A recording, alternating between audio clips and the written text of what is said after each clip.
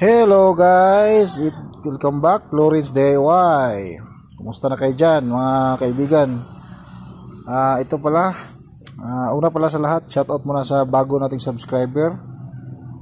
At salamat din sa mga tumatangkilik, lalo sa mga nag-order sa atin. So ito pala guys, tungkol dito. Ito kasi pambukid sana to namin kasi mahina talaga ang tagas ng tubig doon. Kaso lang, di naman kami laging napunta doon. Kaya hindi na lang namin kinabit ito. Baka mamaya mawala pa. So dito na lang to. Meron kasi kaming luma na puso dito na siguro 1990s pa. Kaya hindi na nagamit.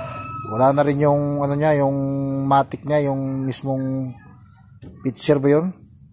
Yung pangbumba mismo wala na. Pero may tubo. Nung chinek ko, may tubig pa siya. Yan, dito yan. Yan, sa PE Tapos, ito rin, sa kabila, dito rin. Yan. Yan. Dito, ito yung, di ba, yung outlet na. Sa ibabaw. Ito yung inlet, yung pahigop, no. Yan. Oh. Importante guys, pinaka-importante yung gawin. Importante yung bilhin. Pagka maliit lang, okay siya mababaw lang. Siguro fit lang, kaya niya higupin. Pero pag malalim na, ito bumili ako din dito. So, kumbaga ito yung strainer sa foot valve niya to. Tapos ito.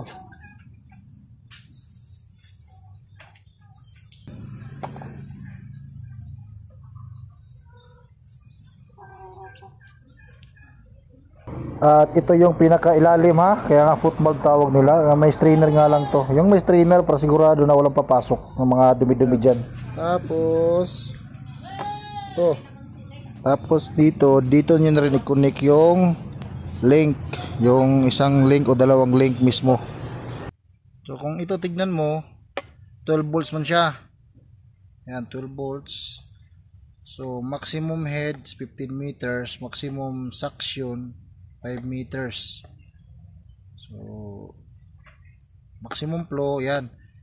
So outlet niya is 1 inch pero yung power niya is 180 watts. So nasa mga 15 amperes ata to, 15 to 20 amperes. So itong gamit natin 30 amperes to. 30 amperes gamit natin pang pumuwas. So, try natin. Connect natin to dito sa positive negative yan. Tapos, i-direct natin to sa 220. So, we will see. Positive, negative. Ito, direct natin to sa saksakan. Sa 220 to. So, ito, tubigan muna natin to. Para merong laman yung linyada niya hanggang sa ilalim. Kasi pagka wala, mahirap siya makahigop. Ang taas siya, nasa mga 3.8 to 4 meters yan. Ang lalim nitong tinusok ko dyan. Pero yung pinakamalaking linya niya, pinakauna, mahaba yan, nasa 100 yan higit. Punuin mo natin ang pusto, punuin. Yan. Mababa yan. Ito guys, pag maglagay kayo nito, buksan nyo itong kabila para yan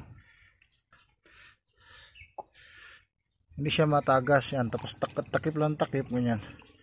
Yan pag napuno yan, di ba? Takpan. Yan. Yan, pagkupo. Ayan labas na labas yung tubig. So ito sa tagal na panahon. Sipin mo, 19 nung nandito kami, 2003, wala na to Hindi na nagana to. Yan maputik-putik pala ilalim Yan Iba yung amoy. Lubog. Sige, hinigop siguro ng gusto sa ilalim Kapi May pandilig na ng halaman. Thank you at nagawa natin. So mayroon na tayong panubig sa Halaman natin So thank you very much.